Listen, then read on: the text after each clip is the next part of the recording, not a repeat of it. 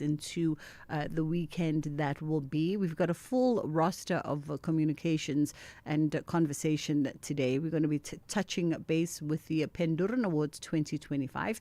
The finalists have been announced and they're celebrating 30 years of indigenous language creativity. So we're going to have that conversation with the general manager of the Penduran Awards. We also are going to be in conversation with the founder of the Blue Table. So this is a Johannesburg-based pop-up.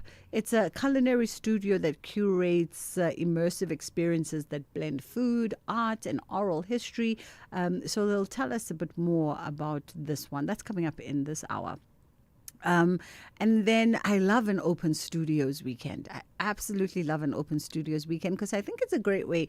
If you're somebody who's not really engaged with art or you somewhat feel intimidated by these white boxes, otherwise known as galleries and museums. So open studios give you that easy sense of casualness where you're just able to go and engage all kinds of artists and engage their discipline without feeling that intimidation. Beyond the gallery walls, a weekend of art, artists and open studios is happening in Riebeek Valley. So we'll have that conversation on the other side of 2 o'clock because it's Friday. Our regular Friday feature, the Book Circle, is coming through. As always, Usuela is going to tell us what new titles we can look forward to. Our number is 061-410-4107. That's our WhatsApp line. And 086-000-2032 is the number that you can call us on. Hi everyone, my name is Itumele Nkune, SABC Sport football analyst. When I feel down and I listen to gospel, it gives me motivation. I'm a person who loves all genres.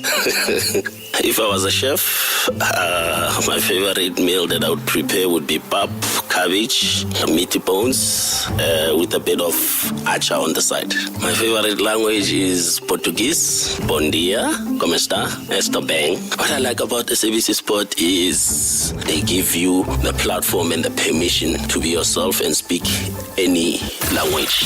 Catch the ever-passionate Itumele Nkune's analysis of Ibola Leju on match days, live on Latuma.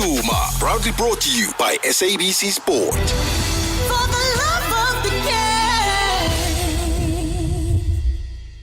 We have different languages and cultures, but what we have in common is that we all want a dignified funeral and for our loved ones not to worry about money when the time comes. Trust Clientele to provide you with affordable funeral cover that will pay out within 24 hours. SMS SAFM to 48031. That's SAFM to 48031. SMS now. Clientele Life is a licensed life insurer and an authorized FSP. Standard rates, terms and conditions apply. Get ready, Mzansi! Powerball has rolled over to a jaw-dropping 130 million rand guaranteed jackpot this Friday. Wanala Wasana. Play Powerball for the guaranteed 130 million rand jackpot today. And you could hit it lucky with the big millions. Buy your tickets now in store on nationallottery.co.za, the mobile app, Sunphone banking, or simply down *120*7529# for USSD. Hi, Whoosha, play! Players must be 18 years old or play responsibly. E2 is the proud operator of the National Lottery. Majabeng is building South Africa's next energy-led industrial future. Join us for the Majabeng Investment Summit, which is happening from the 16th until the 17th of October in Welkom, where opportunity meets innovation. From gas and green energy to logistics, agro-processing and advanced manufacturing. Discover how you can invest in a special economic zone backed by major energy projects, solar power and world-class infrastructure. Fast-track your investment, power your growth and be a part of the future. Remember to register at majabeng.co.za. Powered by energy, driven by vision. Bridget Masinga, weekdays on The Full Circle. All right, we are talking all things Penduran Awards 2025. The finalists have now been announced for the awards, and they're celebrating 30 years of indigenous language creativity. Eben Kian joins us now, who's the general manager of the Penduran Awards. How are you doing this afternoon? Very good in yourself, Bridget. Thank you for having me on your show. Thank you for coming through. Always appreciate the time. 30 years of the Penduran Awards. Let's just reflect back on the last 3 decades? Because it is a significant milestone, and also just considering the space that the awards occupy. So, Bridget, I mean, for me, the last 10 years is the most exciting space, really, which is where all of the transformation happened. So 50 years ago, of course, the world was a very different place, South Africa, a different country. And so this awards program, which started in Afrikaans advertising, was broadened 10 years ago into all of our indigenous languages and beyond advertising in all forms of creative communication. And that's really where things started becoming extremely vibrant. And today, this is something that is very much aligned with the idea of the DNA of our country brand is found in our indigenous languages.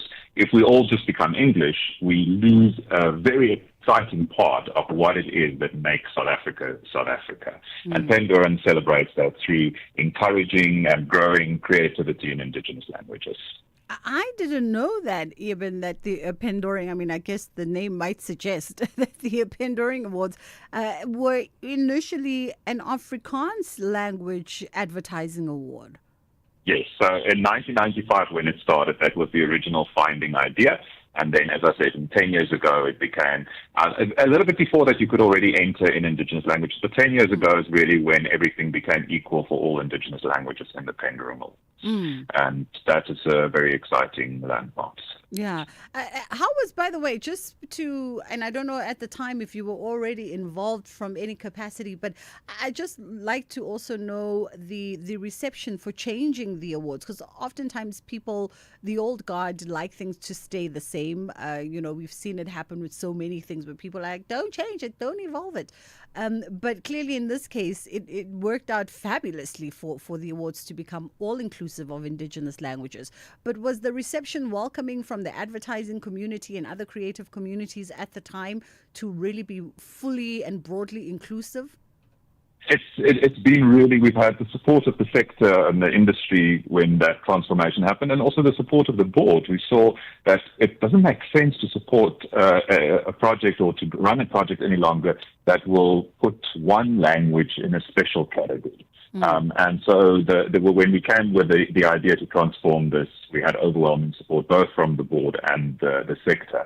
I mean, that's also reflected if you look at who our body of adjudicators were this year, because we about all indigenous languages, so we need to have adjudicators that understand the cultural nuance.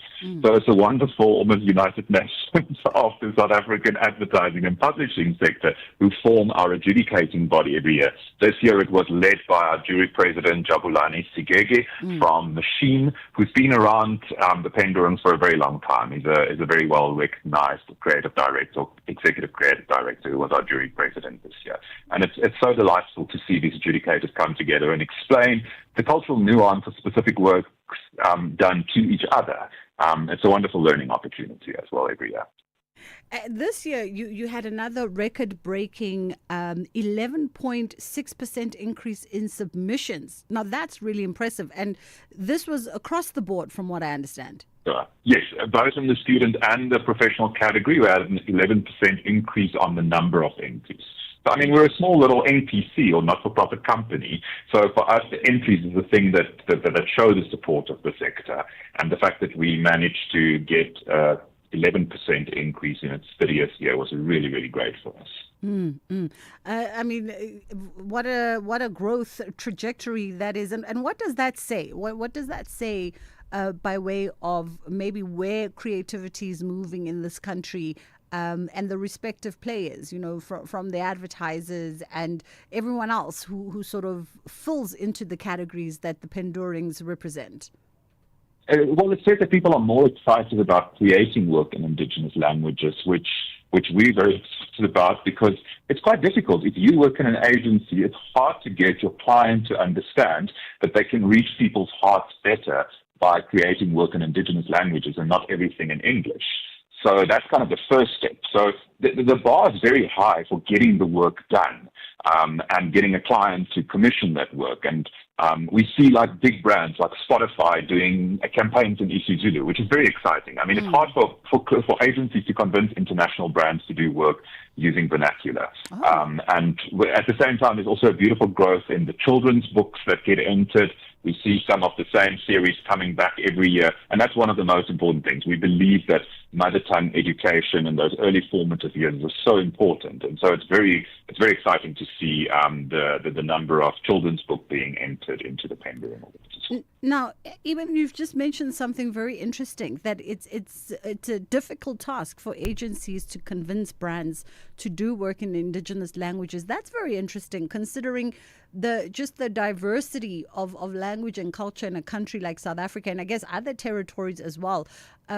Shouldn't brands be leaning more towards trying to tap into that localized nuance? Absolutely, and I tell you why I think they sometimes wary is the moment you start producing work in 3, 4, 5 languages, it becomes very expensive. But it's an investment in people, in getting to people's hearts. I think Madiba said that, like, when you speak to a man, you speak to his head, but if you talk to somebody in their mother tongue, it goes directly to their heart. And that's the kind of possibility for big brands to start doing more work using vernacular. People have a sense of a reward that they give back to you if you tap into cultural nuance in effective ways. And we've seen beautiful work. I mean, I just want to briefly mention last year, the prestigious Impeta Award, which is the biggest award that the professionals can win at the Ipenduram Awards, went to a campaign that was done by an agency called Promise for AfriSam on a thing called Slate. They developed a whole linguistic system that was used for safety on construction sites. So it's almost like a bridging way to get different people to understand each other. And that campaign, after it won at Ipenduram, we entered it with the agency into the One Show in New York, which is a global awards program. It's a little bit like the Oscars or the Olympics. And it went on to win a silver pencil, which is extremely good for a campaign that is so deeply rooted in South African cultural nuance to go forward. So we really think that the Ipenduram is a way for our country brand to grow, and the more we get agencies and creators to do work in indigenous languages, the more they tap into that DNA of what makes us special. Absolutely. I kind of like this year's theme as well. Tal never die, we multiply. Absolutely, because what we believe is, I mean, there's always, and I know in the world of radio, we often hear this when we have with the SABC, we have our indigenous language in Visa, we can chat about that just now, but we hear this thing about people who want to keep language pure and you're not allowed to talk in certain ways. It's kind of a more older generation often that have that feeling, and then we say that, you know what, Tal and language is a very evolving young thing, so we should allow it to evolve, and we learn from each other. I mean, even just the word Ipenduram being accepted in other languages, or a word like Tal, which also comes from Afrikaans, being accepted in other languages, and we learn from each other, and we develop new things, and we multiply. So when we say we multiply, we mean all of the languages together. If we support each other, none of those are going to die. They just multiply. Absolutely, absolutely. And definitely, I'm in agreement. We've had plenty of conversation on the show around the consistent evolution of language. This thing of, language being pure, or purist perspective to language is a very touchy subject. But I think a lot of people now starting to understand that with each generation, as we evolve as human beings, so too does language, and you just got to go with it. And that's why dictionaries keep expanding and keep adding new words and new phrases. Before we even touch on the indigenous language Imbizo, just a quick highlight, if you are able to give us a highlight of this year's nominations, because you've just announced the 2025 finalist list. We've just announced our finalists. If people are interested in seeing the actual work, they can go on to the penduram.co.za website, and they'll see a section there called Polokelo, which is where you can see all the finalist work. So there's a beautiful library there where you can see the videos, listen to the audio, see the designs, etc. there. I can't tell you what my favorites are. I'm also not an adjudicator. I just facilitate. I tell you what is an exciting thing or innovation that we're introducing this year. So I think in the next 7 days or so, we're announcing a small new competition, which is a challenge to your listeners to have a stab at writing a radio script themselves. So there's a new challenge we're putting out there called Mzansi Sounds Better in Your Tal, and it is going to be a challenge to listeners to craft a radio script and enter that, anything in an indigenous language. And we're doing that as a partnership with SABC Radio, the Academy for Sound Engineering, the Pendurum, and Brand South Africa. So in the next week, we'll break that thing. It's a wonderful way for people to tap into this because often people say, "Oh, I also want to do that," and this is an opportunity for people to have a stab at being a copywriter or writing something in an indigenous language. Oh, you've just piqued the interest, I'm sure, of so many of our listeners around that one. Everybody wants to be a writer of their own radio drama, so this could be an opportunity. And then you mentioned the indigenous languages in Bizo as well. Yes, so that's a beautiful project that we started to coincide with what's called the UNESCO Decade for Indigenous Languages. So we're also the only awards program that has got an endorsement from the South African Office for UNESCO. And every year, so this year it will happen on the 2nd of December at the UJ Arts Center. There's like an imbizo that we have with everybody who plays a role in the linguistic ecosystem. So writers, copywriters, but also government officials, policymakers, big brands, etc., are invited to participate in this discussion about why are our indigenous languages not flourishing in ways that we want to see them flourish. We know that they're protected by our constitution, but then we have, like, for practical reasons often, that we hear so much English around us. And we want to see at this indigenous language in Bizo always, like, how can we do more? And it's not just about advertising. It's people who are botanists who come up for new indigenous language names for things that didn't exist at a certain time. So it's a fascinating discussion, and we invite people to join the Indigenous Language in Bizo on the 2nd of December. And then on the 4th of December, we'll have our actual awards ceremony this year as well. We're very excited. It's quite a spectacle every year that we put on. This year, our director or creative director on that will be Jefferson Jacob Shabalala, and he's working already with a great team of artists to put together that showcase. Wonderful stuff.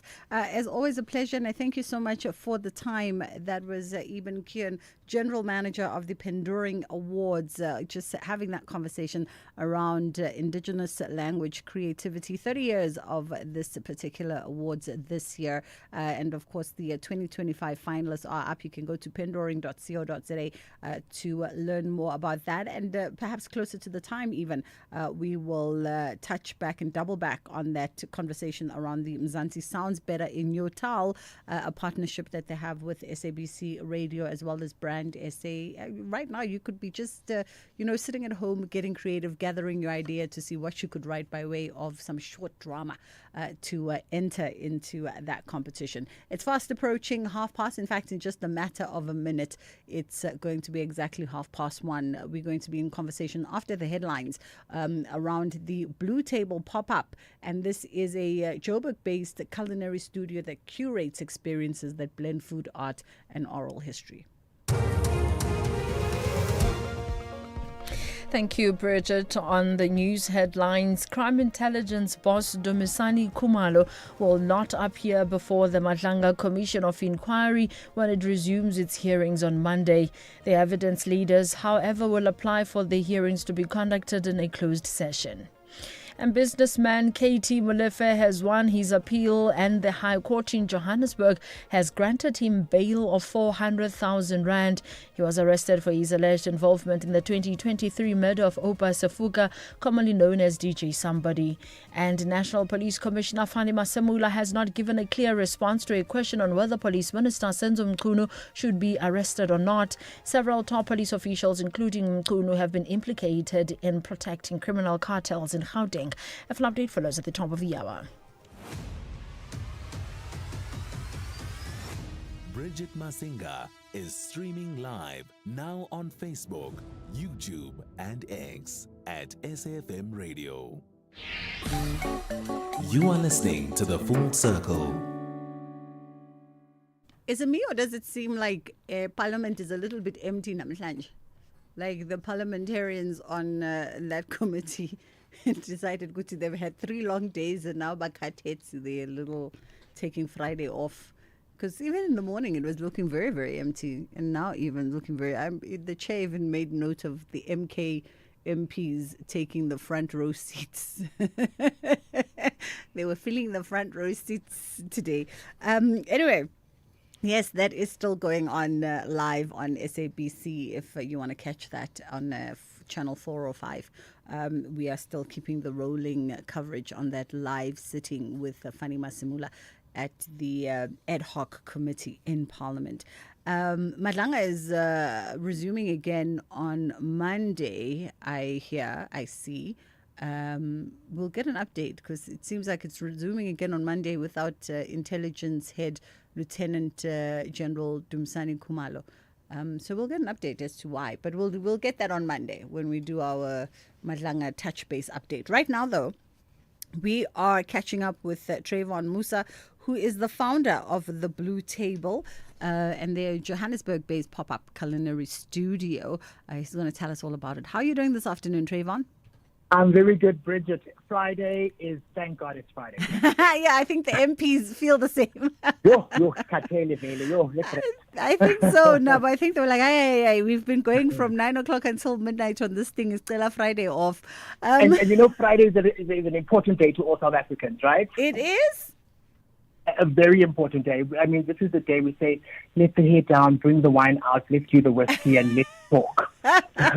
Let's talk. I love it. And that segues us very lovely into what you do, the Blue Table pop-up. So tell me a little bit about this idea, this concept. How did it come about? Well, you know, I lived in Melville. I was a Melvilleite for 13 years. This is 16 years ago. And I had a little house. And, you know, as a young person, you know, you go secondhand furniture shopping. I found a really great table. It was an ugly color. And I just decided I'm going to paint it blue. I have had a blue table ever since for the last 16 years. And the table really is about, I love cooking. I really love cooking. But more than cooking, I love hosting. Because hosting means I get to talk to people about wide variety of things. I also do believe that politics and religions are sometimes welcome at certain tables. You know? So the Blue Table is basically a pop-up.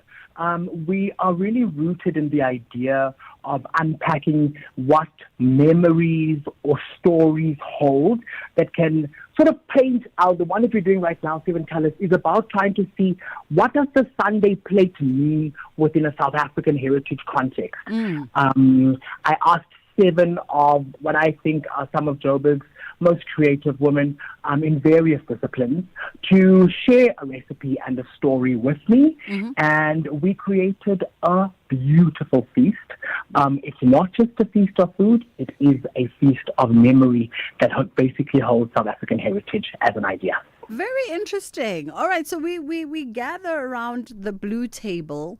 And basically all conversation is up for discussion because it is a safe space and we can all consider each other family and friends while we're at this Blue Table. And I love the element of you inviting particular individuals to share their favorite dishes and the memory that those dishes may hold, or the significance of those dishes to them. Because I think even there, that becomes a starting point for conversation. By the way, the kitchen, like you, the kitchen is my favorite place, and hosting is, well, let me not. Hosting is not really my favorite thing, but I like it when people are at my house. I'll come cook 7 Colors for you. Anytime.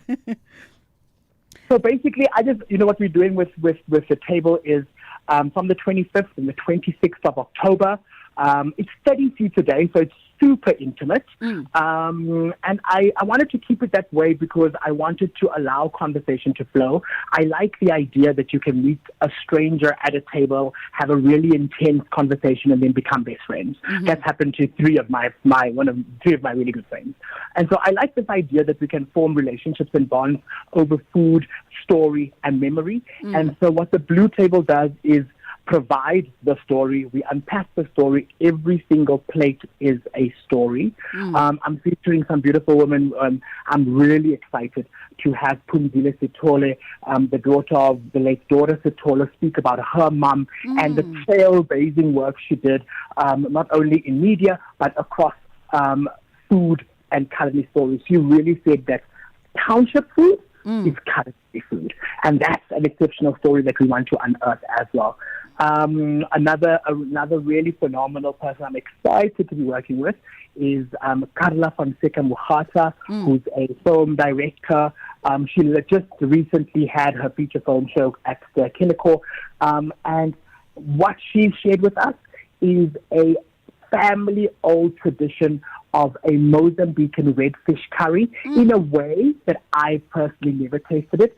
And I don't think many of us in South Africa have had curry like this. And that's the interesting thing, is to find new ways of eating, new ways of talking about where food comes from, why it's important, and who the people are that hold these stories for us. I mean, I know you've just given us the highlight of the ladies who have shared this experience. Did I also hear rumors of poet and writer Lebu Mashili being one of the women whose dishes will be shared for this session? And I ask around Lebu because I think anytime you put Lebu in the midst of any conversation, it's bound to be very robust and quite ignited one way or another. So definitely not a rumor. Lebu is definitely one of our 7 exceptional women. I couldn't exclude such a powerful voice in storytelling, the way Lebu tells stories from different perspectives. And here I asked her to share a personal story. Lebu said, I just want to celebrate the perfect roast potato with a garlic aioli. And let me tell you, it is the perfect roast potato. The menu features a sage butternut, a beetroot and apple salad, the curry, roti from Diani Baula, a bejeweled red rice, which is my own creation.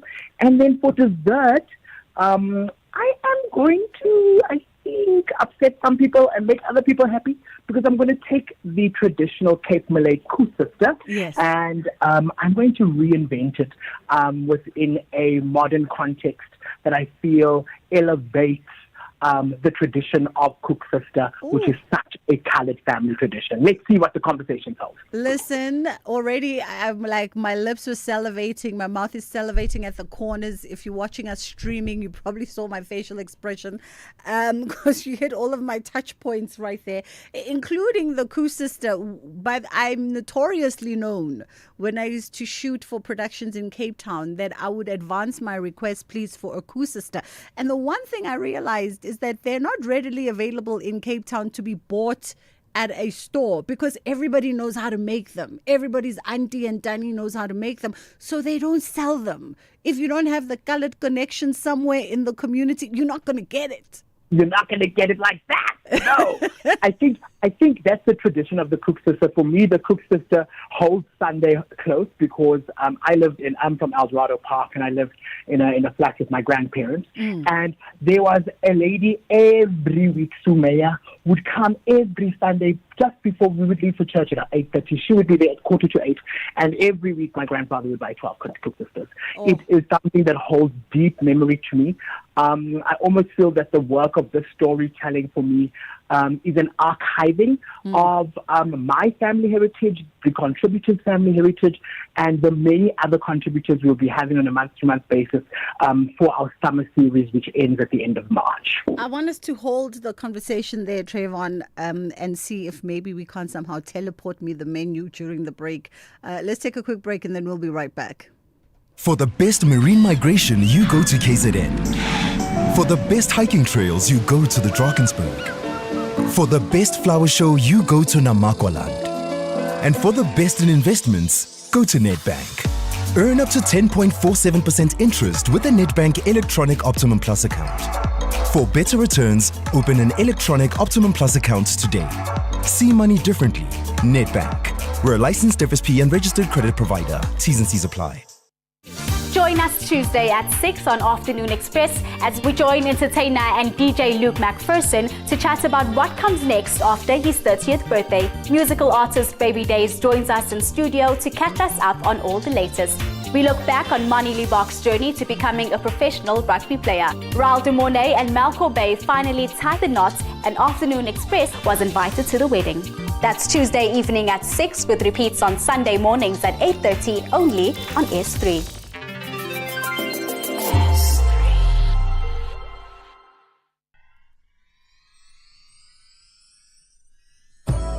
Hi, Hi, I'm Khomotso KG Mweketi, and I believe in music's ability to connect, to heal, to remind, and to bring joy. And each week on my Saturday and Sunday show Seasons right here on SAFM, I endeavor to do just that. So join the movement of Seasons every Saturday and Sunday, 10 a.m. to 1 p.m. It's addictive. You might invite a friend. Seasons, only on SAFM 104 to 107 nationwide, with me, KG Mweketi.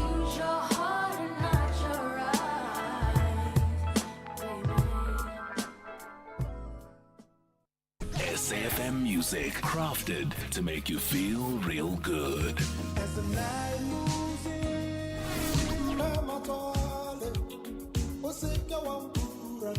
Handpicked just for your pleasure.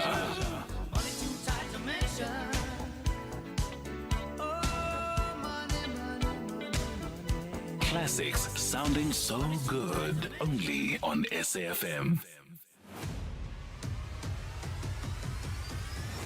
Bridget Masinga is streaming live now on Facebook, YouTube, and X at SAFM Radio. You are listening to The Full Circle. We're in conversation with Trayvon Musa, who is the founder of The Blue Table, and they're a pop-up culinary experience that blends food, art, and oral history as they explore and unpack the memories that are held behind every dish that is served around tables in South Africa. The funniest thing is my desk operator today, Wandile, was like, no, but you live here. And then I'm like, you're talking about Cook sisters, not Gur sisters. You're talking about the Afrikaans twisted in syrup dunked dessert. This is the Cape Malay. It kind of looks like, if I had to describe it to anyone who's never seen it, it kind of looks like a donut. And from what I've seen from my friends' aunties make it in Cape Town, you have to have two pots going simultaneously. So you do your little dough on the side with allspice and cinnamon and everything. You deep fry quick, and then you take out from there and you dunk quick in melted syrupy sugar. And then you take out from there, you roll it quick in coconut. And you have the best tasting dessert. Yeah, it's my favorite thing. Trayvon, for anyone who's interested in coming to try out the Blue Table, since you are popping up the whole of summer, and I can imagine that you've got a reservation list as long as our arms, where can people go for information? I try and keep my community small and concise in one place. I'm a very busy person and cooking demands a lot of time. So please go to our Instagram page. It's at Blue Table Project. All the information is on there. The menu is on there. Yesterday we dropped our visual diary of all the food you'll be eating. Tickets are 950 Rand per person. There are only 30 seats per day and we are 50% sold out already. So please come every last Saturday and Sunday of every month from October to the end of March 2026. We will be telling a different story every month, and it's going to be exceptionally exciting. Wonderful. I mean, it sounds super exciting already.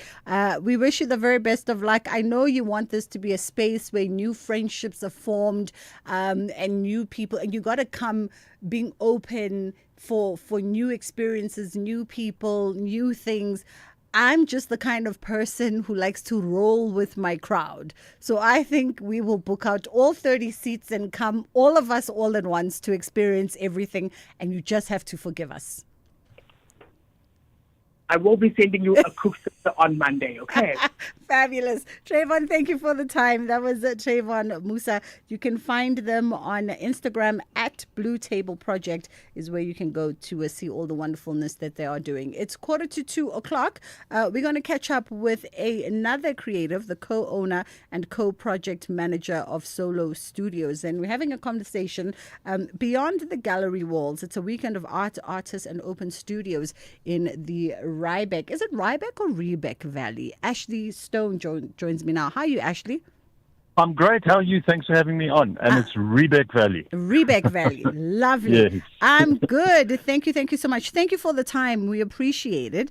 Let's get straight into it. I love the concept of open studios, wherever they may be hosted, because I feel like people have a reservation around going to, the usual sort of old school museums and galleries. There's something intimidating about those white boxes. It's a very good point, Bridget. I mean, it is intimidating. A lot of people walk in and they look around and it's very quiet and everybody's whispering and that sort of thing. And what's great about Solo Studios is you get to go in and see the artist's studio. You get to see how they work. You get to see the creative process.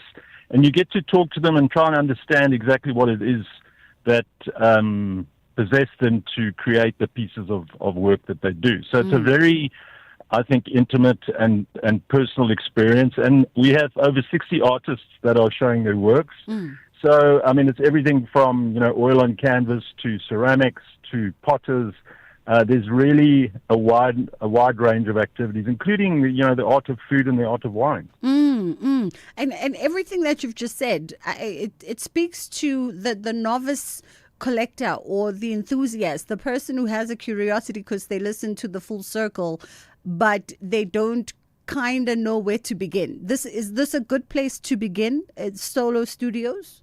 Bridget, a great comment.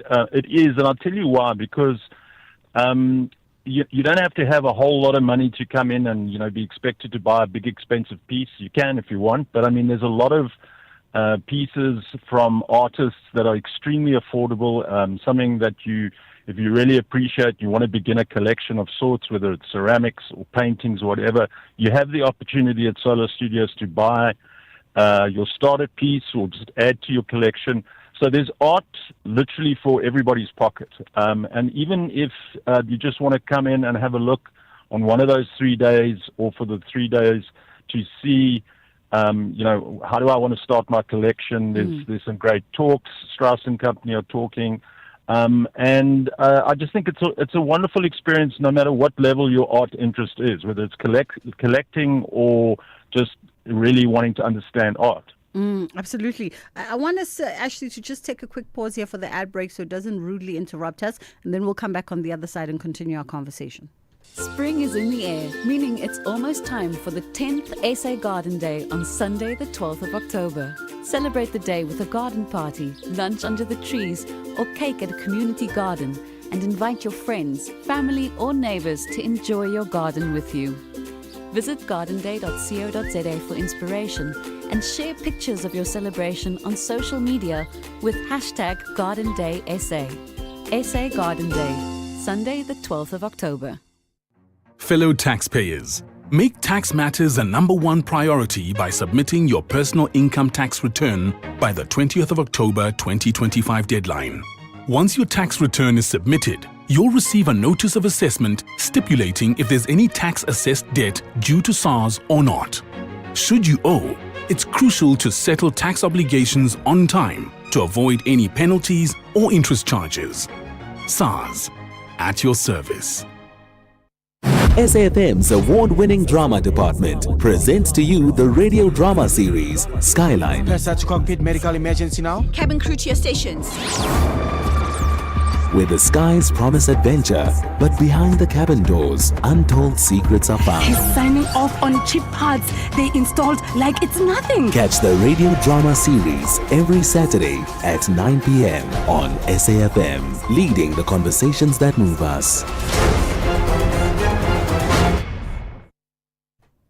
Doing the right thing just got more rewarding from the 8th of October until the 31st of December when you pay your SABC TV license.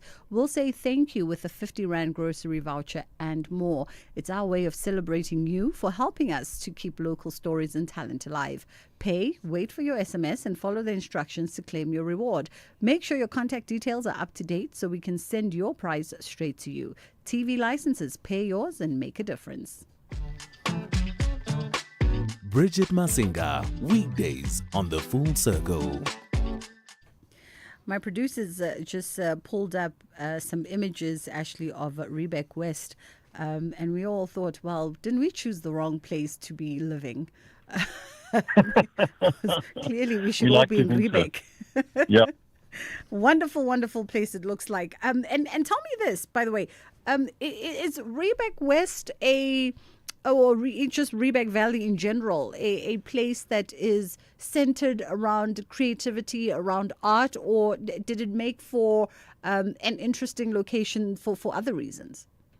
Bridget, we've got some of the world's top winemakers in the area, in the Riebeek Valley area. Ibn Saudi family, they've been rated some of the top wines in the world. We've got Andrea Millenier also been rated one of the top winemakers, so she's really making a name for herself. And I always think there's something in the water or even in the wine in the Riebeek Valley, because it really does have unusually a large amount of creative people. I was extremely surprised when I moved here that there are just so many different people with so many different talents. So it makes for a wonderful valley and an interesting time. Oh, lovely. So we've already mentioned the fact that you've got over 60 artists that are going to be on hand for this showcasing, as well as some discussions coming through and a lot of other creative practices. For folks that want to come and experience it all, what would you recommend? Because it is a little way out of Cape Town. So are you taking over the valley for the entire weekend and folks can come and make a weekend out of it? Absolutely, and we encourage that. So Solo Studios is over 3 days, the 24th, 25th, and 26th. We say to people, come over, take the Friday off, come and spend Friday at Solo Studios, stay at some of our amazing guest houses and hotels over the weekend, enjoy some of the long tables and culinary events that are occurring, and just really enjoy the valley. It's both towns are very quaint, Riebeek West and Riebeek Castile, architecturally very beautiful. So, just when you arrive, you get a map, you get to see where all the artists are, you get to walk around to each studio. So not only are you getting exposed to art as we know it, but you've got all the architectural wonders, and it's just a beautiful, beautiful place. Clean air, as I said, stunning wine, especially the Chenin Blancs, which are my favorite. So it's an experience. And even if you come through for the day, you can come through for Friday or Saturday or Sunday. You can come, or you can get a weekend pass for all 3 days. It's really up to you in terms of what you want to do. And if you go onto the Quicket or onto our website, www.solostudios.co.za, you'll see the range of tickets and the range of peripheral events that you can buy tickets for. I also love this concept because, I'm known to attend a lot of open studios, but obviously they're all in urban cities. So it's either I'm in Johannesburg for open studios weekend or I'm in Cape Town for open studio weekend. I've never really attended open studios, off the beaten track in a small, what some might call a small quaint dorpie that comes alive for this purpose. Absolutely. And I think that's part of the attraction. You're out in the country. You feel like you're on holiday. I know you said it's quite far from Cape Town, but it's about 50 minutes on very good roads. There's a new freeway, the N7, that comes from Cape Town up into the Riebeek Valley. And for a 50-minute drive, it's really worth it, but you feel like you're 100 miles away, and it's just a beautiful, beautiful valley. Well, someone just messaged me to say that they lived in Riebeek Castile for 4 years. They got the T-shirt, been to Solo Studios, and clearly it was an amazing experience for them. I wonder why only 4 years? Why move out if you thoroughly enjoyed it? So for our listeners who want to come through, where do we go for ticketing and packages? Okay, so as I was saying, www.solostudios.co.za or onto Quicket, the ticket site. And everything is laid out there for you. You can click on buy tickets and it'll show you the variety of tickets and the variety of experiences, talks, food, long tables, depending on what your interests are. Wonderful. I look forward to a lovely, lovely weekend. I think maybe if I don't make it this year, I'm already putting it out there into the future, that next year I'll be there, because next year you'll be on again, right? And we would love you to come down, honestly. Thanks for having me on your show. Really appreciate it. No, it's a pleasure. Anytime. That was Ashley Stone, co-owner and co-project manager of Solo Studios. It sounds like a great weekend out. Imagine just, casually strolling through some architectural history in a really cool small town where you've got peace and you've got ambiance by all the scenery and everything else that is surrounding you, because from what I'm seeing in the visuals, there's valleys and mountains and all kinds of incredible things, and you get to sample a little bit of wine and take in a little bit of art all at the same time. What else could you ever possibly want? Because in my mind, I'm already thinking it's giving walking around with a glass of wine in your hand, going from store to store, studio to studio, taking it nice and easy. So you can definitely go to solostudios.co.za to have a look at everything that's on the agenda for that weekend, as well as see about all those packages. And if you happen to be in the vicinity, but this also sounds like it's one of those weekends where you don't have to happen to be in the vicinity. You can just plan to go there, just plan to get on a plane, fly into Cape Town, rent a car, book a B&B somewhere in the town or in one of the neighboring towns, and just have a good all weekend and close off your October from the 24th until the 26th of October. We are nearing the top of the hour, but not quite there yet. On the other side of 2 o'clock, we are going to be talking The Fatherland. It's a musical on freedom and legacy that's being staged at the State Theatre.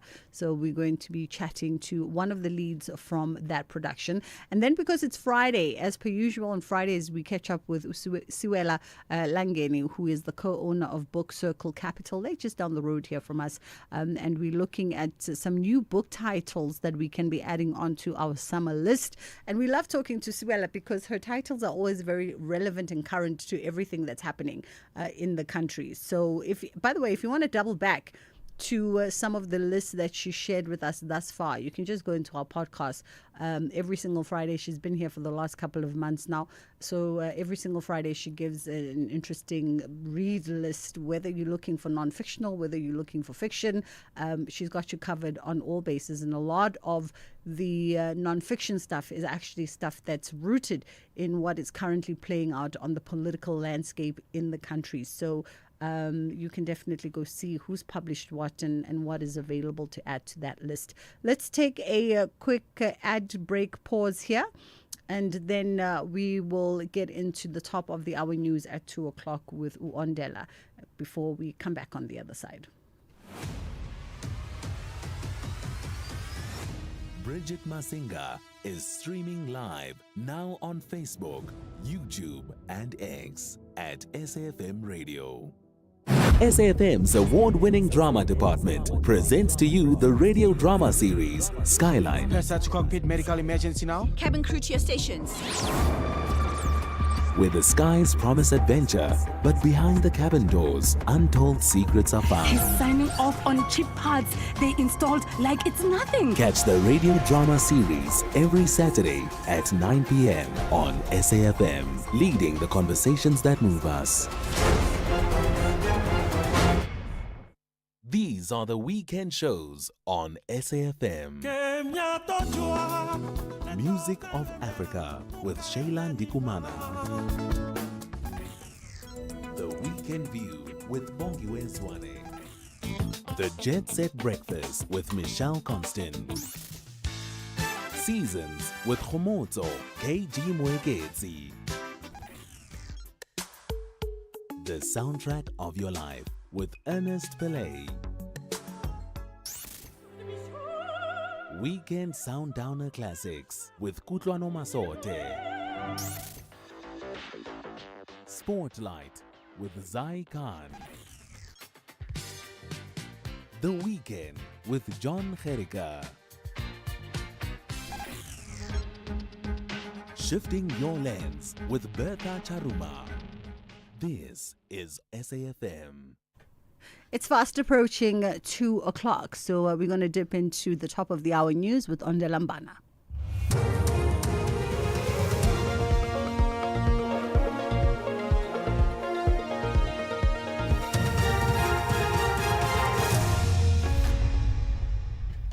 Thank you, Bridget. On the top stories, Khumalo will not appear before the Madlanga Commission on Monday, and court grants Katiso Molefe a bail of 400,000 rand. For SAFM News, I am Ondela Mbana, and a very good day.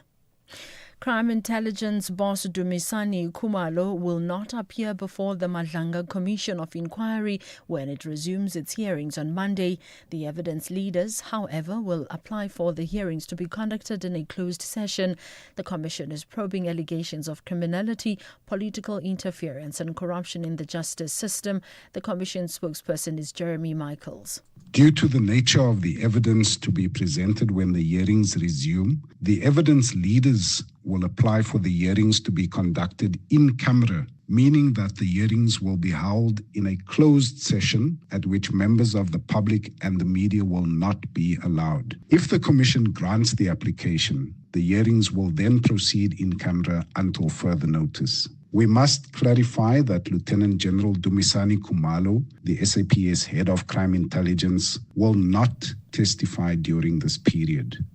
Businessman Katie Molefe has won his appeal, and the High Court in Johannesburg has granted him bail of 400,000 rand.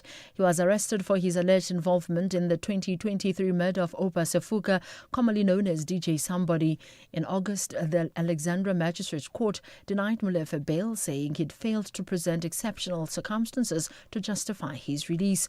Molefe then challenged the ruling. The judge, Brad Wellness, says the lower court's decision was based on speculation. National Police Commissioner Fani Masamula has reiterated his stance that he believes Police Minister Senzo Mkunu's decision to disband the political killings task team is linked to protecting businessman Vusumuzi Ket Matlala. Masamula is appearing before the ad hoc committee investigating allegations of criminal infiltration, corruption and political interference in the criminal justice system. KwaZulu-Natal Police Commissioner Nhlanhla Mkhwanazi made the allegations. Committee members are cross-examining Masamula. At the beginning, as I said, today we're sitting here knowing what we know now. Yes, one can 100% say this was an illegal instruction. But that time, without the background as to why are they doing this, they knew what they were doing, and we didn't know. Only after 13 May did we then know that actually the arrangements to disband the task team started immediately after search of Mr. Matlala. The ANC says the late South Africa's ambassador Nathi Mthethwa was a disciplined party member. ANC First Deputy Secretary General Nomvula Mukunyane says Mthethwa used to advise her on important party-related decisions.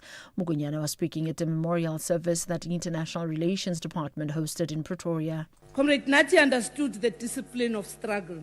He knew that the strength of our movement lies not in words alone, but in consistency, humility, and integrity.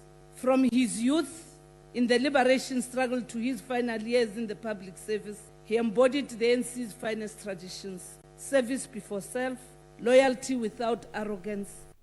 Parliament in Peru has voted to remove President Dina Boluarte. Opponents accuse her of permanent moral incapacity to do the job. A new president has already been sworn in. The BBC's Peter Hitt reports. Ms. Boluarte was summoned to defend herself at a late-night session, but did not appear.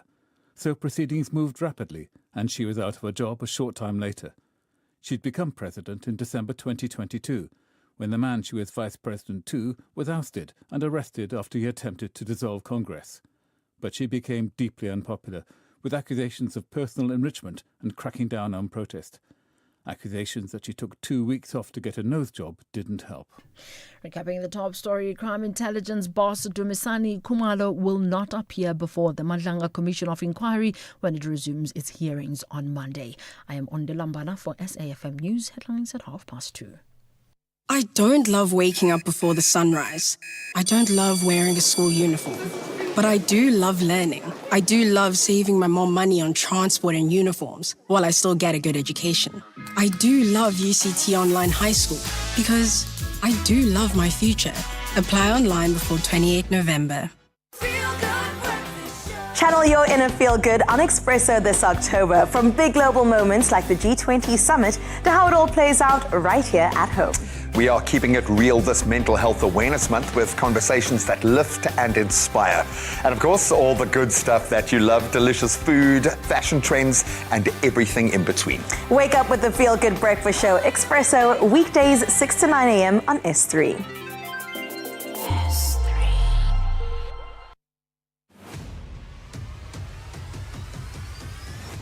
Bridget Masinga is streaming live now on Facebook, YouTube, and X at SAFM Radio. Living your best life on The Full Circle.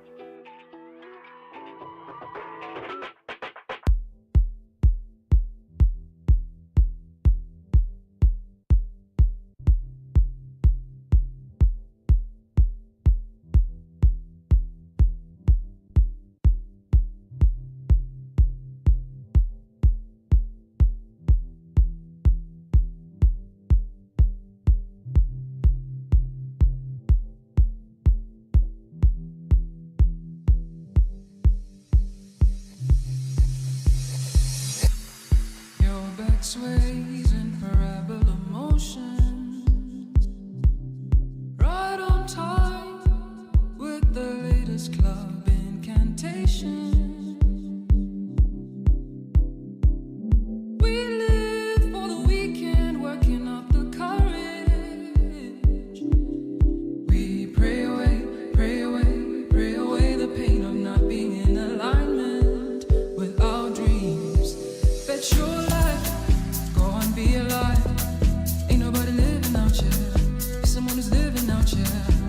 Bet your life, go on, be alive. Ain't nobody living out here. Be someone who's living out here. Bet your life, go on, be alive. Ain't nobody living out here. Ain't nobody living out here. Bet your life, go on, be alive. Ain't nobody living out here. Be someone who's living out here.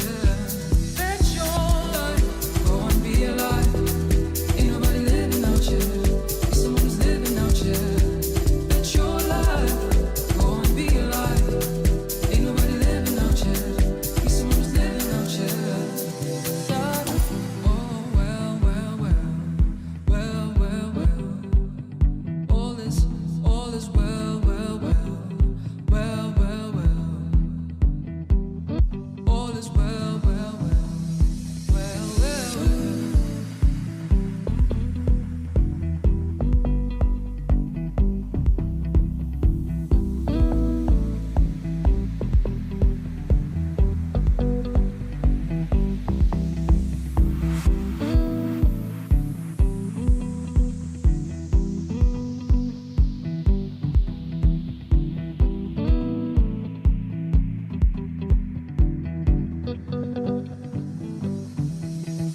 Bet your life, go and be alive. Ain't nobody living out here. Be someone who's living out here. Bet your life, go and be alive. Ain't nobody living out here. Be someone who's living out here.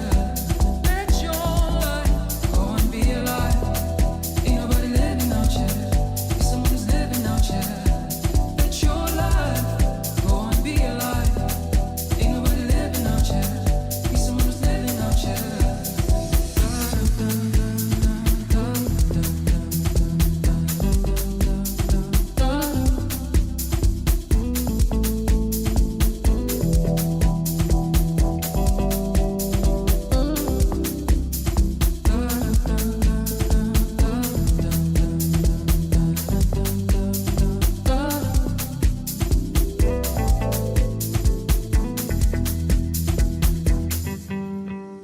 Your eyes are waning like the moon, like a dream deferred, whose time has come and gone too soon. We live for the weekend to numb out the damage. We pray away, pray away, pray away the pain of not being in alignment with our dreams. Get your life, go on, be alive. Ain't nobody living out here. Ain't nobody living out here. Get your life, go on, be alive. Ain't nobody living out here. Be someone who's living out here. Get your life, go on, be alive. Ain't nobody living out here. Be someone who's living out here. Get your life, go on, be alive. Ain't nobody living out here. Be someone who's living out here.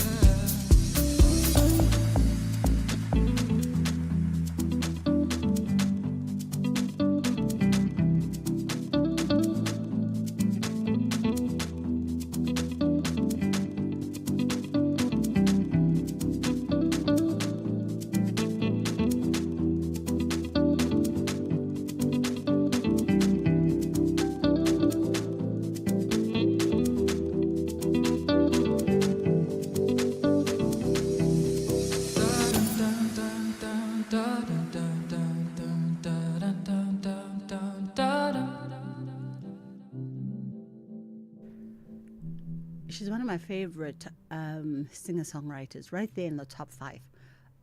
Just incredible. I mean, that singular line, from this song when she says, "We pray away the pain of not being in alignment with our dreams." Come on. Who writes like that? Hey, we pray away the pain of not being in alignment with our dreams. There's some artists where you look at and you can't wait to see what they will become in 30, 40 years and what their catalogs will become in 30, 40 years and how those catalogs will be dissected academically by other artists and creative students. And I think Msaki is one of those. You speak to a whole host of artists who've worked with her. From Sanal Musician to the Black Coffees to the Nduduzo Makatinis and it's people in different disciplines, and they will all come to her with a respect and a reverence for what she does as a pen writer, as a writer, she's just incredible with the words, and now she started doing other things, exploring other strengths, other muscles of her creativity through music. She collaborated. What was that production that we missed? And we were talking about it with my producers. It was on at the Joburg Theatre, and it ended the weekend of the Joy of Jazz. I forget what it was called now. And Msaki dead something. What was it? No. There was that production at the theatre, the Joburg Theatre, the same weekend as the Joy of Jazz. It was dead of something. Oh, I'm forgetting. And we weren't aware that it was on. And Msaki was the music director for the production. Yes, Dancing the Dead Drill, written by Fred Kumalo. And we just, it missed us. So we didn't see it. We didn't have a conversation about it. But it got rave reviews. And Msaki was the music composition by her. And it was directed by James Ngobo. And people really just said it was incredible. And the music that accompanied it was incredible. Anyway, that was a Sun Al Musician and Msaki on that one. Hey? Oh, okay. We're still trying to. It's Friday. It's Friday. So we're still trying to locate our guest. But just to keep you updated as to what's happening on the news circuit right now, the funeral proceedings have been confirmed for Sunday in KwaZulu-Natal for late Minister Nathi Mthethwa. And of course, we know that his mortal remains touched down at OR Tambo earlier this morning. Just before 9 o'clock, that flight from Paris landed in OR Tambo. And I'm presuming, because from the visuals that we are running at SABC, we're doing a live coverage, that the body has now been handed over to his family in the KZN. And obviously, there's all kinds of traditional ceremonial rites that we go through as AmaZulu that will now transpire and take place ahead of that Sunday funeral. You know what was interesting? A lot of conversation in the social circles when the conversation around the repatriation of his body was happening. A lot of my friends were asking me, because AmaZulu silanda umzimba, silanda not necessarily umzimba, umphefumulo, silanda umphefumulo womuntu wherever they may have passed, especially if they did not pass at home. What is going to happen with ukulanda umphefumulo of the late Minister Nathi Mthethwa from Paris to South Africa? I mean, I didn't quite see the problem, because I felt like, well, most families balanda umphefumulo interprovincially anyway. And maybe on a flight, it's even better because, you in your seat, I'm in my seat, we don't have to talk, because part of it, but any traditionalist, herbalist can WhatsApp me, because there's a particular tree that we use to fetch that spirit and that soul. And I thought, well, being on a flight is better, because then you only have to communicate with the body when you are fetching it from the hotel, leading it to wherever you are leading it to, telling it, give me the Zulu name, not the English name. Bangihlebela in my ear, but it's the buffalo thorn tree. Angiyazi mini buffalo thorn tree. I know it as the Zulu name.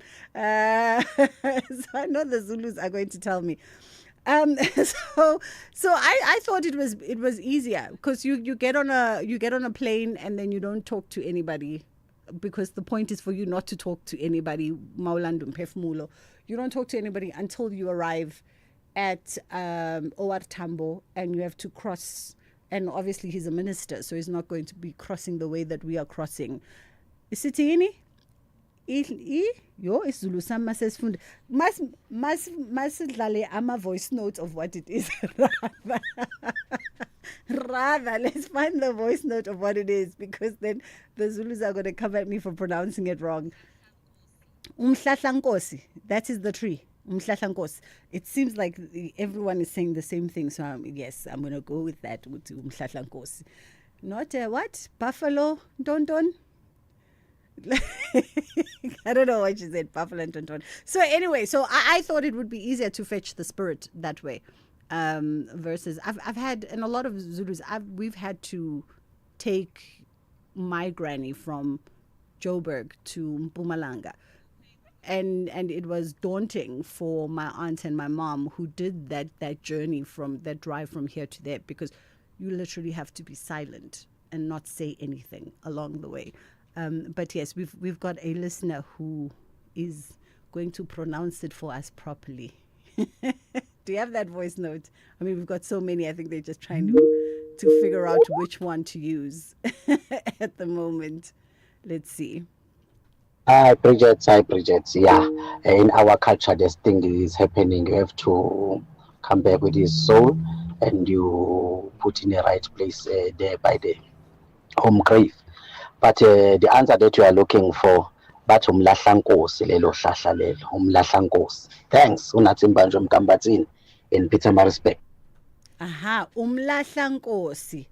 Not isihlahla setheni at the beginning. Umlahlankosi. This is what happens when you put a non-Zulu speaking Zulu and a Xhosa and the one from Pushback's Ridge together. So umlahlankosi is the name of the tree. That is the tree that we were looking for, umlahlankosi.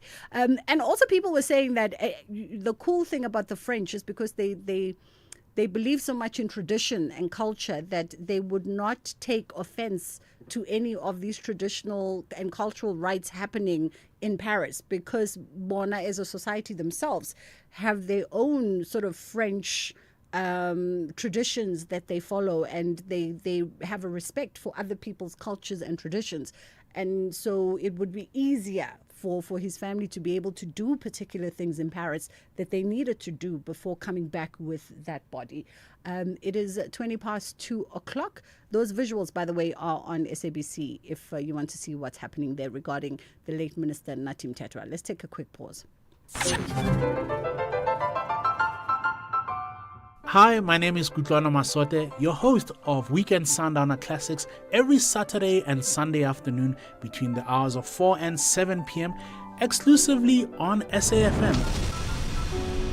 Now, this is where you get your best classical music jams on any radio platform. Join me every Saturday and Sunday afternoon between 4 and 7 p.m. Weekend Sundowner Classics. SAFM Music. Good times, good memories. I'm just like somebody Old school sounding so good. SAFM Music, with you wherever you go. Living your best life on the Full Circle.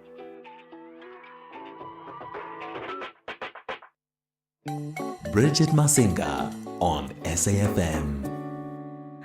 You can keep the voice notes coming around what you understand around the ceremony of fetching the body, and we'll try and get to them before we wrap up the show.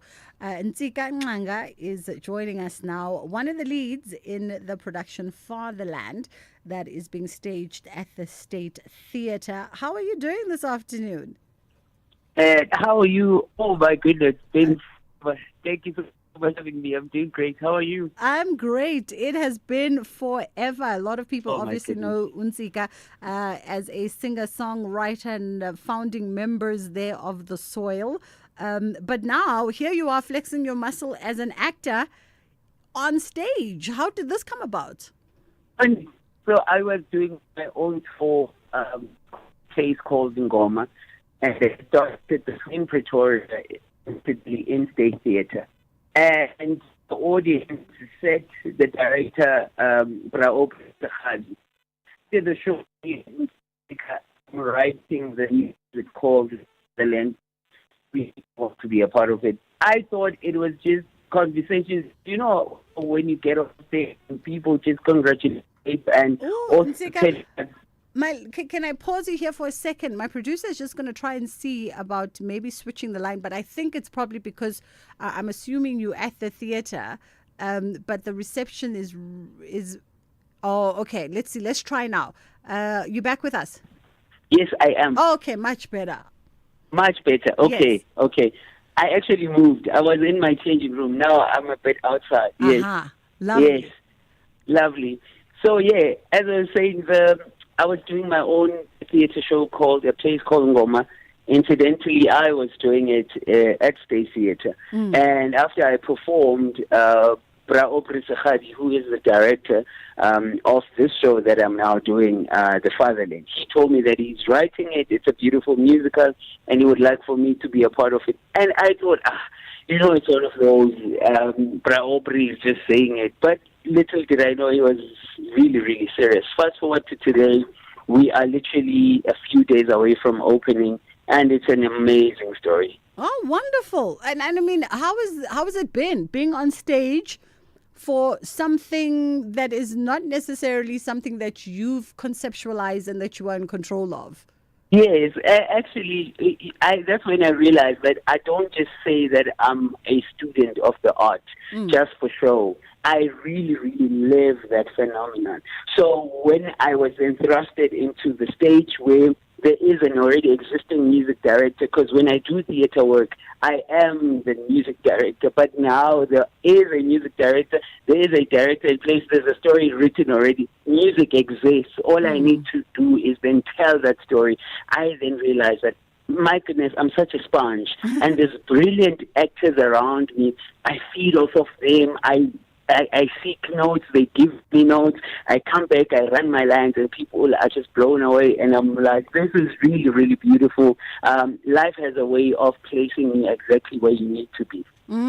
Absolutely. And I love that openness as well. I think also, Ntika, it just, as you said, you're such a sponge. It speaks to your willingness as a creative and as an artist to stretch yourself beyond what you're comfortable in and what you know, but also maybe to just give the allowance and the freedom for other people to come in and shape you in different ways. Yes, Bridget, I'm glad you touched on that, because Brao Aubrey has this thing of seeing in me what I did not even see in myself. I mean, he's making me one of the leads in this beautiful musical, and I'm like, why am I being a lead when I'm not even in a theater actor? But he's like, no, you got this, and then he morphs me into this character, and by the time I run the lines, I do not just read the lines and just gush them out and say, I become these people that were really best friends to Ndade Akro, that is going to be turning 100 years on the 20th of October. He's still with us. He will get to see the opening. What a beautiful life he has lived. A life of selflessness, a stalwart of note, a person that we wouldn't be enjoying the freedom that we've attained if it wasn't for anchors like him in the political frame. And that bridges us into you giving us a small synopsis on Fatherland, the movie. What is the story about? So the story is about Ndadi Theophilus Chulo. He used to be literally a connector between Bondade Nelson Mandela, Bondade Sisulu. He was the one that was a commander of MK, even just leading the charge in taking recruits from South Africa, building routes into taking them to Russia and China for training. And also we then dive in deeper in knowing what happened in those exiles, in those camps, what happened, people just losing hope after leaving forever at home, and also leaving their kids and their wives being tortured back at home because they are married to people that are trying to inflict pain on the apartheid regime. So it's such a beautiful story. There's music, there's family, there's just selflessness, there's loss of lives, there's knowing that we wouldn't have attained this freedom if it wasn't for anti-apartheid societies, people that received us, both Tanzania, both Zambia, all these amazing countries that came to our aid. So the story is about that, and now it is shining light in other characters that really played a huge role. These other unsung heroes and heroines. This story is just opening it wide so that we see why Bondade Mandela was so successful in being the commander-in-chief of the ANC back then. They had people that made their facilitation become ever so seamless. Absolutely. The show is opening tomorrow, so literally we're catching you in the final dress runs for it, because tomorrow is the big launch night at the State Theatre. Yes, it is, actually. It is, and we are super nervous, but we are also super excited. We have each other, and we cannot wait. We cannot wait for people to see it. Everyone deserves to see where we've come from. They need to know why we enjoy the fruits of the labor that our forefathers, also those that have departed. But also, luckily enough, the story of this amazing human being, we are telling it, and he is still with us. I mean, turning 100 years old, Bridget, that is a blessing, like we were also being told about how he still feels the wounds of being literally shot back in the days. Like when it gets cold, he still feels broken bones from how he was handled and imprisoned, when he was caught in Botswana as well. So just to be intimate with that story, it just hits you hard, and you need to then become the story, not just tell it, but become the story. Absolutely. Well, Ntsika, we wish you a fabulous opening night, as they say in theatre. Break a leg. May you have a great run on this production, Fatherland, the musical, and it's on from tomorrow until the 2nd of November. So it's going to do almost a full month at the Opera Theatre at the South African State Theatre, and you can go to web tickets and Pick and Pay outlets in order for you to get your ticketing for one of the performances. That was Ntsika Nxanga, who is singer-songwriter, but now also theatre performer, or thespian, as they say in the world of theatre. It's 2:30. Ondalambana is standing by with the headline news, and then on the other side of that, we'll take Nalibali. I promise I'll sneak in one or two voice notes, because I'm seeing some voice notes here. You want to expand a little bit on the reason why the body is being fetched and who exactly Hlala Nkosi is used on. So I'll find time to sneak it in. Let's get into the headline news. Thank you, Bridget. On the news headlines, National Police Commissioner Fani Masemula has rejected suggestions that law enforcement failed to protect slain whistleblower Babita Deokaran. The Matlanga Commission probing allegations of criminality, political interference and corruption will resume its hearings on Monday. However, crime intelligence boss Dumisani Khumalo will not take the stand during the lag. And the Israeli military says the ceasefire agreement with Hamas in Gaza has now come into effect. In a statement on social media, Israel says its forces have partially withdrawn from the Palestinian territory. A full update follows at the top of the hour. Get ready, Mzansi! Powerball has rolled over to a jaw-dropping 130 million rand guaranteed jackpot this Friday. Walala wasala! Play Powerball for the guaranteed 130 million rand jackpot today, and you could hit it lucky with the big millions. Buy your tickets now in store on nationallottery.co.za, the mobile app, cell phone banking, or simply dial *120 *7529# for USSD. Hi, Pusha, play. Players must be 18 years old or play responsibly. E2 is the proud operator of the National Lottery. Who's behind the mask? A singing pineapple? A disco dancing tokolosh? It can only mean one thing. It's the Masked Singer US Season 9, the only show where celebrities hide behind wild costumes and even wilder vocals. Is that Beyonce? No, it's your dentist dressed as a giant taco. Unmask the madness, the mystery, and the mayhem. Saturdays at 6:30 p.m. on S3. S3's got the masks, the music, and maybe your favorite celeb in a flamingo suit. Don't miss it.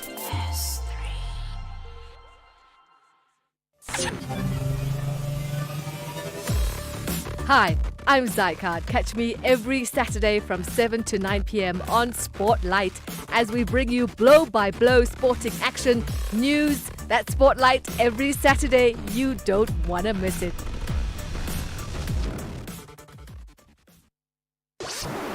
This program is brought to you by SABC Education, enriching minds, enriching lives.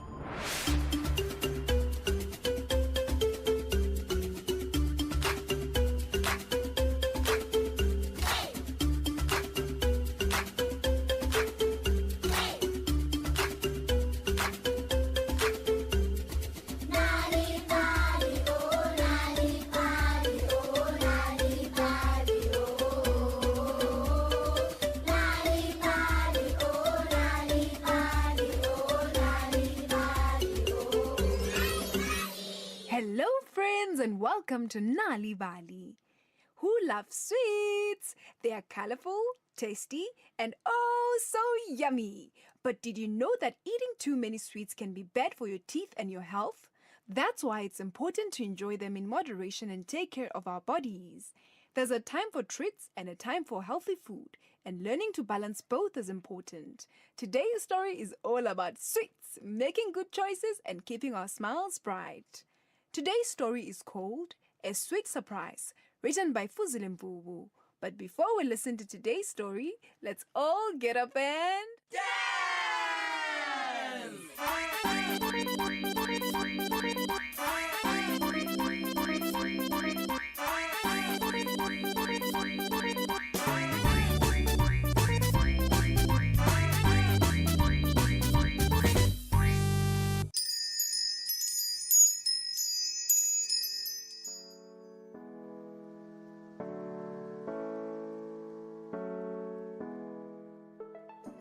Once upon a time in a small town, there lived a cheerful candy maker named Ferris.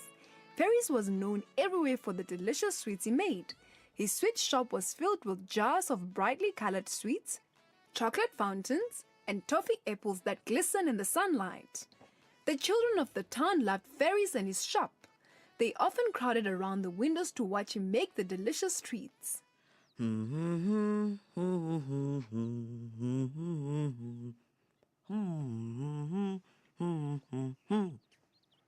Ferris loved his job and took great joy in creating new sweets. He loved seeing the children's faces light up when they tasted his creations. However, not everyone in town was fond of Ferris' work. All that sugar makes the children restless. The adults grumbled when the children bounced back after visiting Ferris's shop. One day, a shadow fell over the town. It was not a cloud, nor was it a nightfall. It was a massive dragon. The dragon descended with a roar that shook the earth, landing in the town square. The people ran in fear, hiding in their homes and shops. Humans! The dragon bellowed. I am Zarath, the greatest of all dragons. I demand jewels and gold, or else I will burn your puny town to the ground. Terrified, the people gathered their best jewels and gold and offered them to the dragon. Zarath snatched up the treasure and flew back to his mountain den, leaving the town in a state of shock.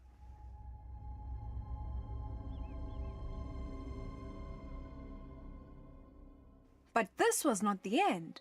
The next week, Zerath returned, once again demanding jewels and gold. The people desperately scratched together what they had left, keeping only a few jewels in case the dragon returned a third time, and he did. The people tried to reason with the dragon, but Zerath could not listen. He demanded that the people find more jewels. After Zerath left, the people gathered in the square, frantically trying to come up with a plan. Faris the candy maker spoke up. I have an idea. What if we gave Zareth something even better than jewels? What do you mean, better than jewels? The mayor asked, puzzled. Faris smiled and held up a sparkling sweet he had just made. It was shaped like a jewel with a sugary sheen and made it look as valuable as any gemstone. Sweets. Faris declared. You see, I can make sweets that look exactly like jewels. And then when Zareth comes, we'll offer him these instead. What do you say? No. That's madness. He'll soon notice and burn our beautiful town to the ground. The mayor shouted in panic, but no one else had an idea about what to do. And when they had no more gold and jewels, so the people agreed to Faris' idea.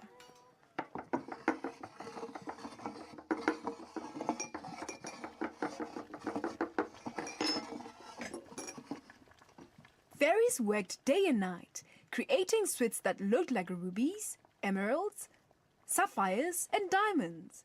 The people bought the sweets and waited anxiously for Zerath's next visit. When Zerath returned, towering over the town, the people brought him the jewel sweets. Mighty Zerath, these jewels are not only valuable, they are also delicious. They are better than the ordinary gems because you can eat them. The mayor said, trembling. Zerath eyed the sweets suspiciously, but in the end his curiosity won. He grabbed a sweet that looked like a ruby and popped it into his mouth. His eyes widened as he tasted the sweet flavor. This is incredible. Zerath roared happily, gobbling up the rest of the sweets. I demand more of these tasty jewels. Bring me as many as you can. The people were very relieved. The jewel sweets were much cheaper than real jewels. Now they could keep Zerath satisfied without losing all their wealth. But as the weeks went by, Zerath demanded more and more jewel sweets. And the people began to worry. They wished the dragon would leave them alone for good. Then Faris gathered the people and said, Dear neighbors, don't you worry, because I have something special planned. When Zerath arrived in the town again, Faris stepped forward to meet him. Mighty Zareth! Faris said with a grin, Today, I challenge you to a fight. If you win, you can have all the jewels and sweets in the town. But if I win, you are to depart and leave, never to return. The people gasped. How could a simple candy maker fight a mighty dragon? But Faris seemed confident, and Zerath agreed to the challenge.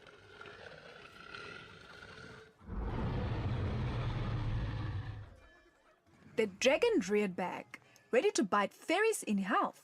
But just as he opened his jaws, a sharp pain shot through his teeth. Ow! Zerath yelped, snapping his mouth shut. The sweets he had been devouring had given him a terrible toothache. Zerath growled and decided to burn Faris with his fiery breath. But before he could unleash his flames, Faris tossed a bright green sweet into the dragon's mouth. It was a sour sweet, the sourest sweet Faris had ever made. The moment it touched Zerath's tongue, the dragon's eyes watered, and he let out a pitiful moan. The sourness was unbearable. Ow! Desperate to get rid of the awful taste that the dragon raced to the river and began gulping down water. He drank so much water that when he tried to breathe fire, nothing came out except steam. Zerath could not take it anymore. You win! I give up! I give up! He cried, clenching his mouth. With a great heave, Zerath took off and flew far, far away, never to be seen again. The people erupted in cheers, lifting Faris onto their shoulder. Yeah, you well did it, done, Faris. Faris. Let's You go, saved yes. us. They cried. Faris laughed and waved to the crowd. From that day on, Faris was known not only for his delicious sweets, but also as the candy maker who had outsmarted a dragon. And so we come to the end of another Nali Bali story time. Today's story was called A Sweet Surprise, written by Fuzile Mvubu. Did you know that reading and telling stories to children at home can help them do better at school? If you want free stories to read to your children or for your children to enjoy on their own, visit the Nali Bali website www.nalibali.org or Mobi site www.nalibali.mobi. You will find stories in 11 South African languages as well as tips for reading and sharing stories with your children to grow their potential. Also look out for the bilingual Nali Bali Reading for Enjoyment supplement with great children's stories and activities, available in newspapers. Nali Bali, it starts with a story.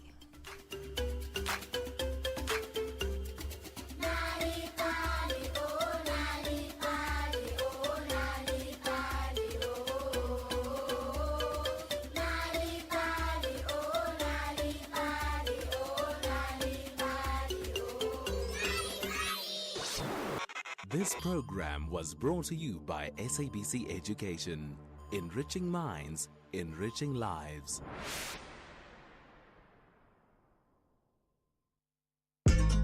Gordon Ramsay is back, and your favorite kitchen disasters are still somehow in business. New season, same confused chefs, terrifying walk-ins, and enough grease to fry your Wi-Fi.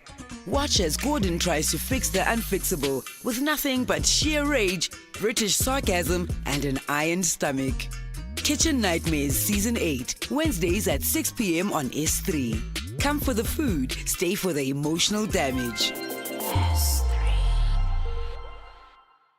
Get ready, Mzansi! Powerball has rolled over to a jaw-dropping 130 million rand guaranteed jackpot this Friday. Walala wasala! Play Powerball for the guaranteed 130 million rand jackpot today, and you could hit it lucky with the big millions. Buy your tickets now in store on nationallottery.co.za, the mobile app, Sunphone banking, or simply dial *120*7529# with USSD. Handa, Pusha, play!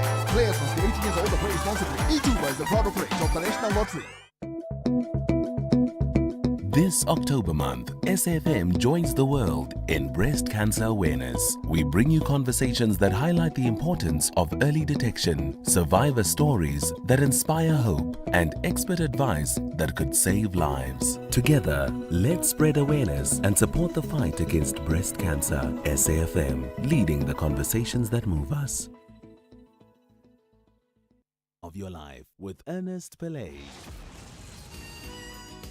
They were more than just songs. They were the backdrop to your best days and the ones that change everything. The soundtrack of your life with me, Ernest Pillay, brings you iconic classics and hidden gems that spoke to your heart then and still do now. Whether you're driving, relaxing, or just remembering, let the music take you right back. The soundtrack of your life with Ernest Pillay. It's about your past, your story, and it's all right here on your favorite station, Saturdays and Sundays, 1 to 4 p.m. This is SAFM. Bridget Masinga is streaming live now on Facebook, YouTube, and X at SAFM Radio. Bridget Masinga, weekdays on The Full Circle. Hi, good afternoon, SFM and all the listeners. Sister, I like to comment regard to what you are asking. The reason why you need to ukuthi uyolanda umzimba ne? Can you please just translate with English so that everybody must understand what I'm saying? Isizathu sokuthi uyolanda umzimba ukuthi kwenzelwa umoya wakhe ungashiyeki ngale uhluphe abantu. Uyabona? For instance, if umuntu ufumene i-car accident, kumele uyolanda umzimba wakhe ngesihlahla, you know, then esasihlahla kuthiwa ngumthathi ke, I don't know ngesizulu bayibizani, but ngesixhosa ngumthathi. Then kuthethwe laphana kukhulunywe ukuthi umoya wakhe mawusuke kanje nakanje, and khulunywa nicely and quiet. Everybody must quiet and respect, so that umoya wakhe ungahluphi spirit sakhe. So yingakho ke uma ethathwa. Thank you. Yes, Bridget, for you, Amanguni, it's called Umlahlankosi. Nowadays it's used for everybody else. But traditionally, Umlahlankosi is used in case of a man, married man of the house. Umkan is used in the case of a mother, a woman. And the silence is not just for its own sake, it's because you are communicating with the spirit. You're not fetching the body, you're fetching the spirit. Wherever it died, you're talking to it every step of the way. We are not, until you get home, telling it that now you are home, you can settle. Bridget Masinga, weekdays on the Full Circle.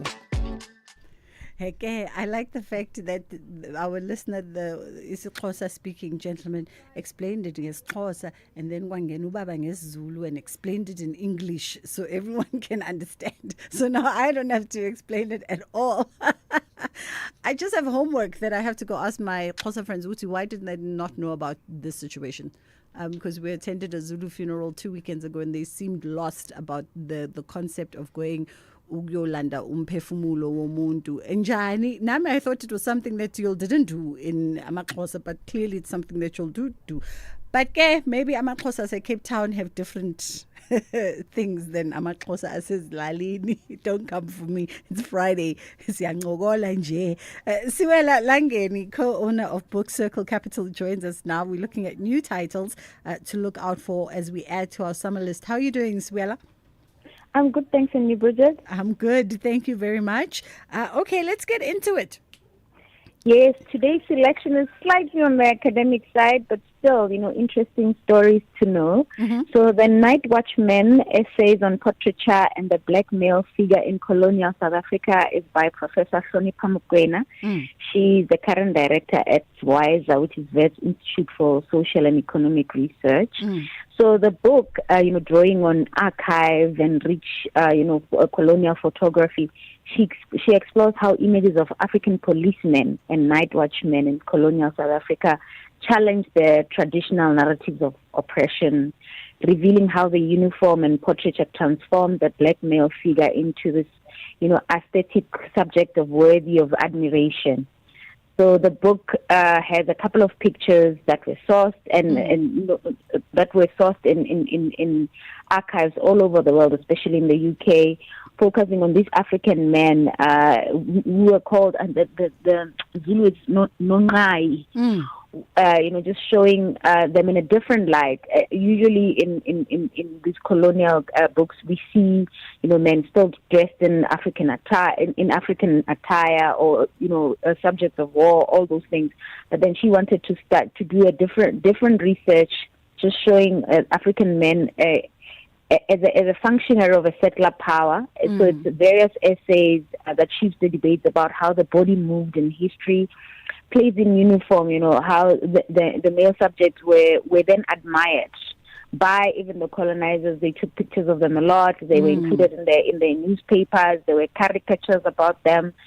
Just as we go on this journey of just finding stories that were previously raised, this is another edition. It just shows, the beauty that were captured in these images, which append the concept of colonial photography as a tool of oppression. Yes, I mean, of course, they were not treated the same as soldiers in war that we know. But then it's important to know that there were these men that participated in this war, in guarding colonial infrastructure and participating in war.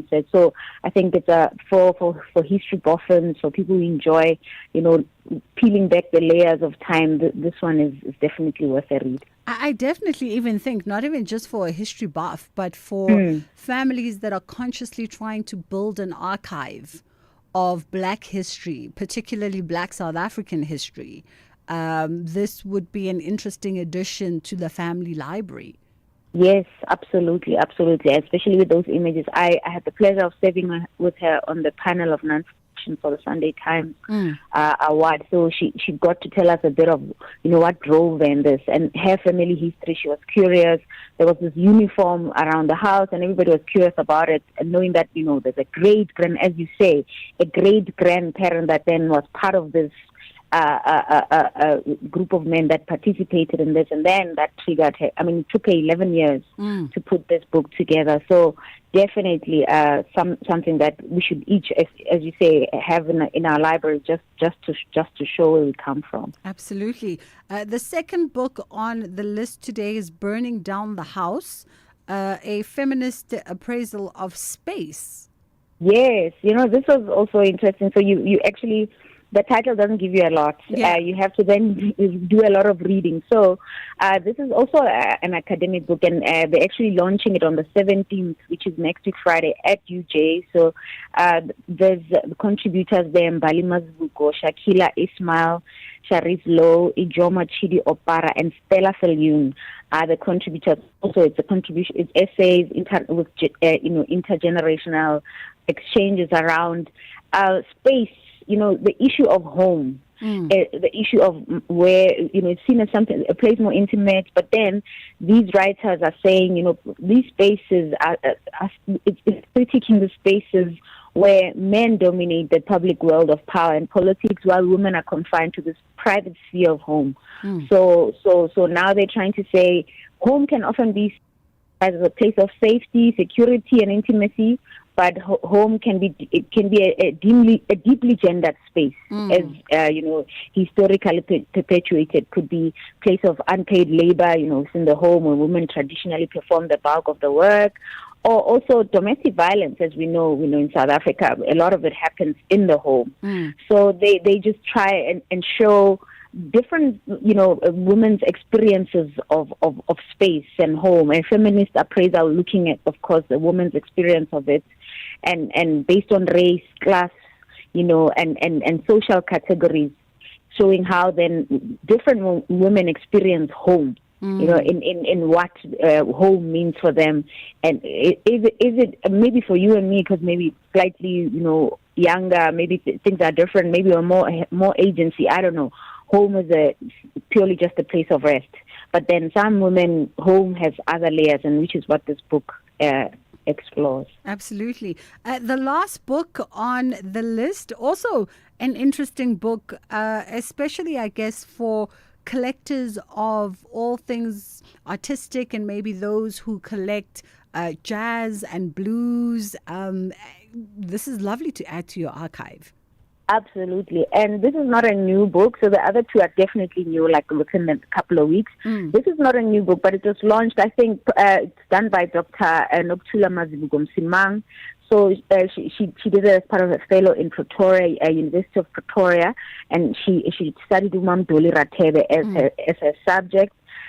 So when she launched, I think she went into sabbatical, so there wasn't really a lot of noise about it. I still see a lot of people don't know about it. So it's a celebration of life and times of this jazz legend and Africa's film star, Mamdoli Ratebe. So she goes from the beginning as a budding singer during the 1950s at the cultural kaleidoscope that was Sophia Town. Paving the way for Umam Makeba, Huma Sekela, Umam Abigail Kubeka, Mama Ralo, and many other jazz greats. So this book explains the highs and lows.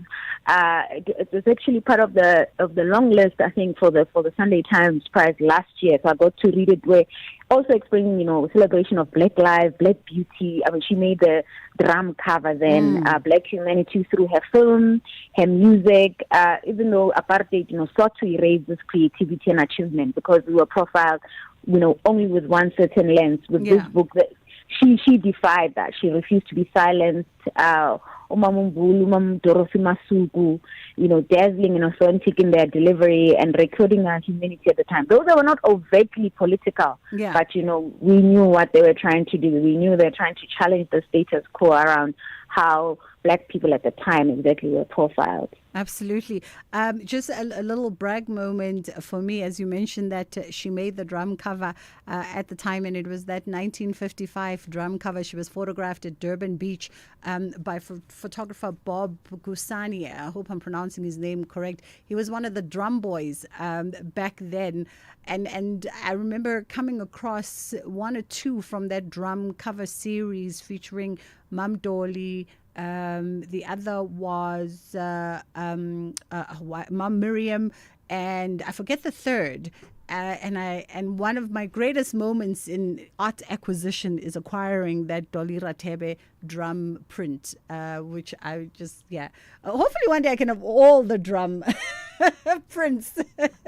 But it's a beautiful piece of art.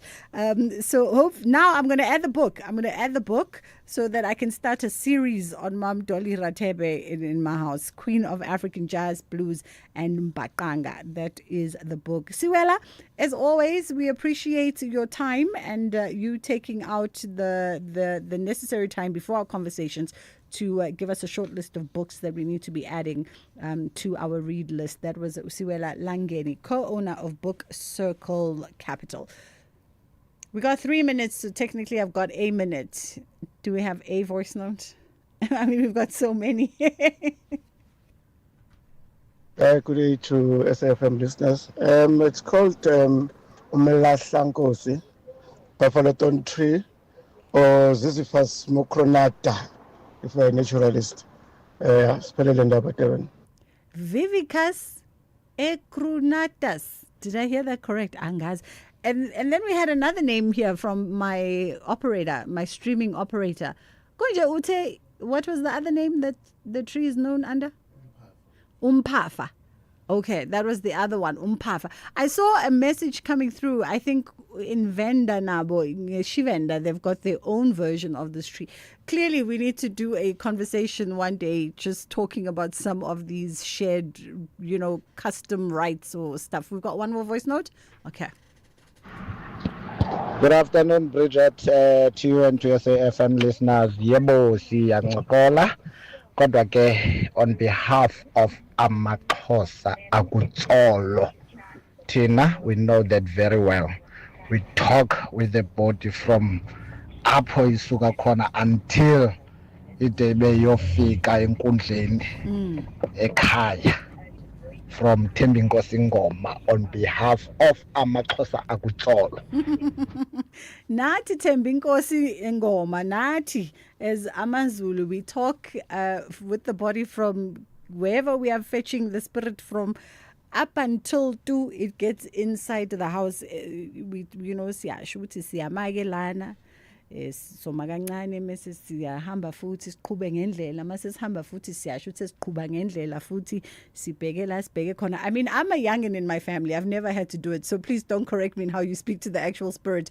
Like, I'm still regarded as youth endala ekhaya, so I have not had to do these things as yet. Sizawufunda phambili when it becomes our turn. Thank you so much for being in conversation with us the entire week. We truly appreciate it. Next week we're going to readjust our programming just a bit as well to factor in that Madlanga Commission that's going back into sitting. Ashraf Gada and his team are standing by to take over from 3 o'clock. From our end, inshallah, God willing, we get to do it again. Have a fabulous weekend.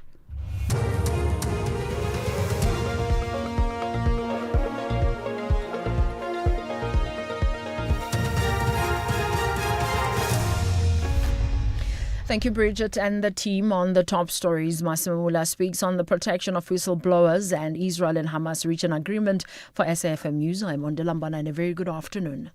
National Police Commissioner Fani Masamula has rejected suggestions that law enforcement failed to protect slain whistleblower Babita Deokaran.